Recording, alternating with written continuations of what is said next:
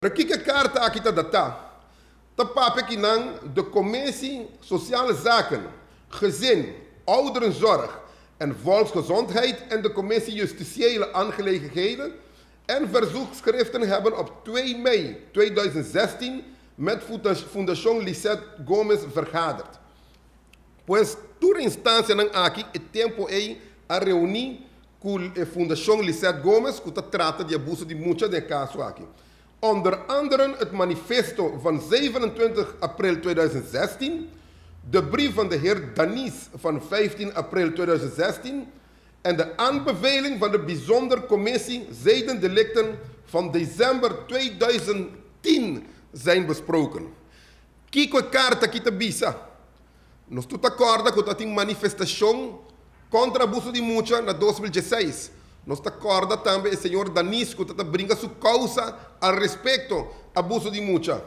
E aqui não claramente, toda a comissão aqui se junto. E não menciona algo muito importante que tem. A la vez, a comissão especial, a bijzonder commissie, aduna também sua recomendação desde 2010.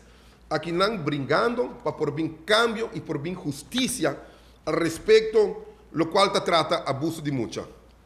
Dowers não percurar para dar atenção na carta de seu próprio colega, tanto do governo. A tirar aqui, sin embargo, de lache mais bom, e agora aqui, o ministro Andin Becker topa com ele, a tomar uma decisão antecipando o cambio na lei e me aplaudir isso aqui, e para motivo aí, o ministro terceiro dilante, o ministro de Justiça Andin a proponer e a decisão a cai, lo aumentar castigo de delito contra abuso de menor drasticamente. 12 anos, a guarda subir para 16 anos, a triplificar algum outro castigo que estava a 2 anos, a vira 6 anos, a redoblar outro castigo que estava a 4 anos para 8 anos.